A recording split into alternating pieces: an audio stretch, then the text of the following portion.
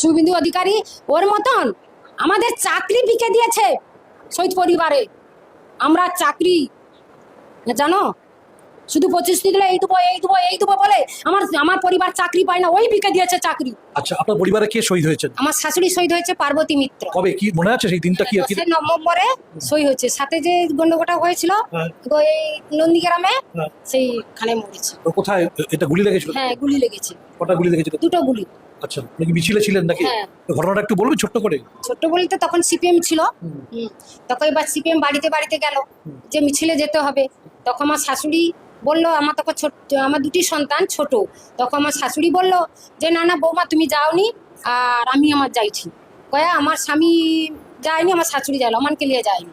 তারপরে যখন গন্ডগোটা হয়, গুলিগালা হটে 10 নভেম্বরে, তখন চকারটা হটে মানে পাশাপাশি, তখন জানে যাইছিল তাহলে কিছু লোক বাড়ি পাড়ার লোক চলে এসছে। তখন এসে কোর্টে সরি বলা বলি হটে, কোর্টে পার্বতী মিত্র গুলি হয়ে মারা গেছে। কি গুলি হয়ে মারা গেছে? কোর্টে হ্যাঁ পার্বতী মিত্র মারা গেছে।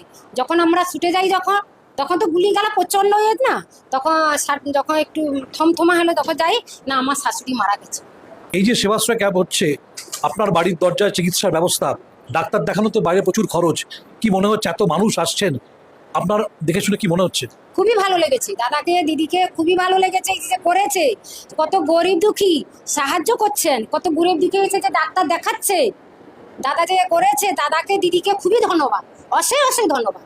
কিন্তু আপনাদের এখানকার যিনি বিধায়ক 5 বছর ধরে আছেন বা তার আগে থেকে রয়েছেন, বা তৃণমূলে যখন ছিলেন বা এখন বিজেপিতে আছেন, তার কাছ থেকে কি পেয়েছেন? তার কাছে তার কথা বলো না দাদা বাবু, তার কথা বলো না। কারণ তিনি তো বলেন নন্দীগ্রাম আমার পাশে আছে, মানুষ পাশে আছে। কিন্তু কে থাকে জানি না, আমরা কোনোদিন নেই। শুভেন্দু অধিকারী ওর মতন আমাদের চাকরি বিকে দিয়েছে শহীদ পরিবারে। আমরা চাকরি জানো শুধু প্রতিশ্রুতি দিলে এই দেবো এই দেবো এই দেবো বলে আমার পরিবার চাকরি পায় না, ওই বিকে দিয়েছে চাকরি। শুভেন্দু অধিকারী গ্রেফতার করেছে, আমাদের সাথে শয়তানি করেছে।